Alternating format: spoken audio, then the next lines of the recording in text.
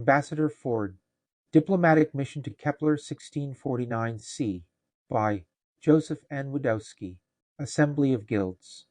From the backstage Ford looked out from the large curtains at the hall filled with Golgars. They sat at dozens of round tables, each representing a different trade or professional guild. Each large table sat 8 to 10. The hall was echoed with grunts and gargling sounds as they spoke Bulgarian amongst themselves. The clanking of plates, glasses, and eating utensils also echoed from the hall as they feasted on a three-course Bulgarian that was being served by a small regiment of waitresses. Ambassador Ford, I will introduce you and translate your presentation. Afterwards, Ambassador Bullarma, you will make your presentation, and we will then have a question and answer period from the guild members. Gorlock explained the event. After his introduction, Ford walked out onto the stage to stand behind a podium. Seeing their first human, the audience responded in a collective gurgle of surprise. With Gorlock translating, Ford explained to the assembly that trade with America and the Western Alliance of Earth would be of great benefit to both of them. America, especially, had a lot to offer to help the Golgars to improve their standards of living, healthcare, and most importantly, finally becoming a spacefaring race. The riches of their moons and nearby asteroids can be economically mined for precious raw materials.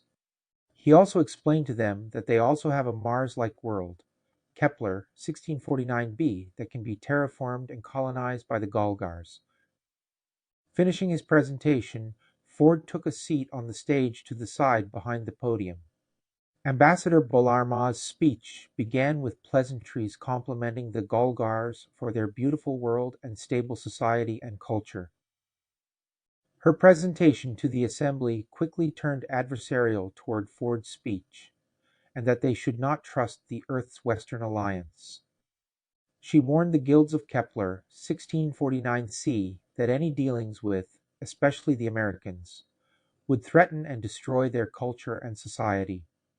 They, she pointed out, do not respect different ways of living, and mean to, in very covert and seductive ways, undermine and corrupt all other societies that are willing to engage with them. She wrapped up by saying that the Eastern Federation has no desires to alter or change the Golgar society and world in any way. Their only wish is to trade with them for their plant species in exchange for things that the Golgars want and need. We have no goals to change you, to try to make you us, the Americans do. Finishing her presentation, many of the guild members, loudly gargling, pounded on their tables with their elbows as they made fists up in the air. Sitting next to Ford on the stage, she smiled at him. Ford did not smile back.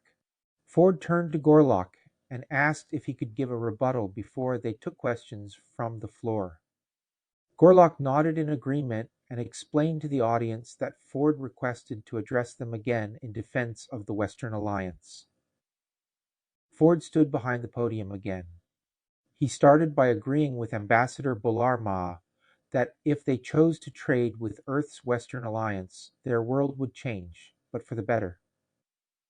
He explained to them again the advantages of them colonizing their moons and Kepler 1649b.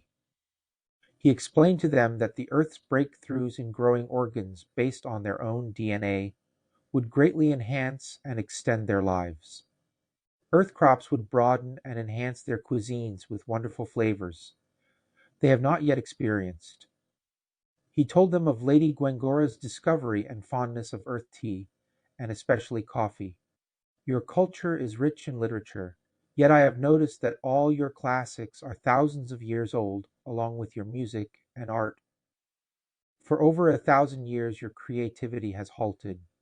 Relations with the Earth's Western Alliance will most likely stimulate and regenerate the great artists I know are inside many of you. He pointed out the uncomfortable fact to them. He then took a very somber and warning turn in his words. The contact of humans and Golgars prove that neither of us are the lone sentient species in our galaxy. We are both lucky that our encounter with each other has and will be peaceful. Are you prepared if the next alien race that reaches your shores will also be? He finished with, a society that is stagnant cannot survive the winds of change. My and Ambassador Bolarma being here prove that great changes are already on your horizon. Are you prepared to meet those changes? Many of the guild members, even louder than their response to Ambassador Bolarma, gargled and pounded their elbows on their tables in agreement to Ford. Ford returned to his seat, this time smiling at Ambassador Bolarma. She forced a smile in return. The majority of questions were directed to Ambassador Ford. The guild members, one after another, were curious how the Western Alliance could improve their lives and increase their wealth. One of those that did question Ambassador Bolarma asked her if the Western Alliance is so insidious, how is it that her federation, that resides on the same world, has been able to resist their covert and seductive ways?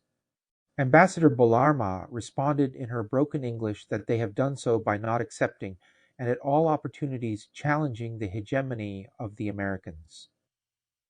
Minister Gorlock responded to her answer by asking her if it were not true that the Western Alliance was more advanced and wealthier than her federation, that even her ship took twice the time to reach their world than Ambassador Ford's, and that the USS Magellan that made first contact was an American vessel. He translated his question to the audience before she answered. Her reply skirted his points, and instead repeated that trade with the Eastern Federation would not pervert the Gulgar culture.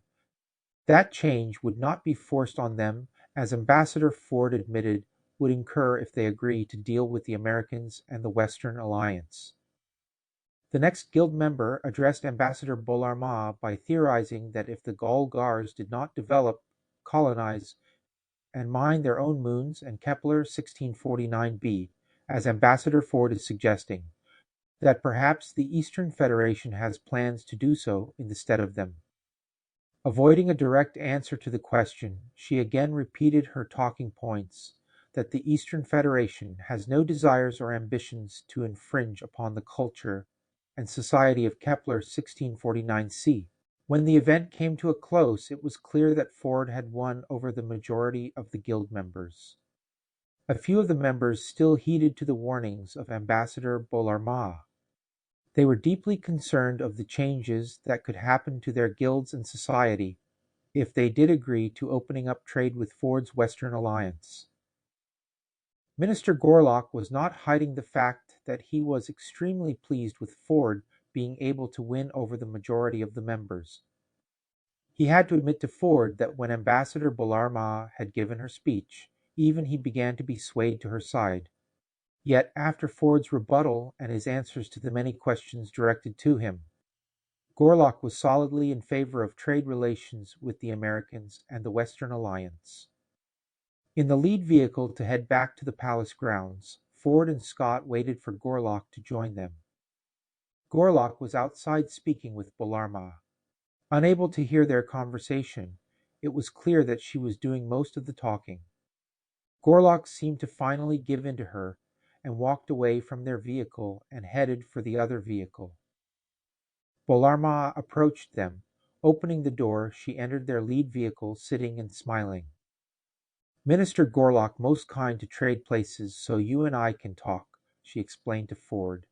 Yes, the trip back will give us a chance to get to know each other better, Ambassador Bolarma. Ford also smiled, but convinced himself to not let his guard down with her, no matter how extremely attractive he found her. Please call me Bola. It is my first name. It is a beautiful name, Bola. Does it have a meaning? He asked. No one asked me before. She seemed pleased in his interest. In Mongolian it is strong jewel. Like a diamond, a very suitable name for you, Ford added. How is that? She asked. Strong and beautiful. Bola is a perfect name for you, he explained. For the first time he felt she gave him a genuine smile. And you, what is your first name, Ambassador Ford? Thomas Tom for short, he answered. Thomas, does it have a meaning? She seemed honestly interested. Actually, I do not know. I was named after my paternal grandfather who died before I was born. Thomas originally means twin in the Semitic languages. Scott informed them both. Ford turned to Scott. How do you know that? Scott pointed at his wrist computer. I looked it up. When the two vehicles arrived back at the palace grounds, she held Ford's hand as he helped her climb out of the vehicle. It wonderful getting know you, Thomas. I admit you much very charming. As are you, Bola, he smiled, but I hope you are not being seduced by my covert and seductive American ways. He teased her, making her generally laugh and blush a little. Perhaps I am. I should be careful when with you.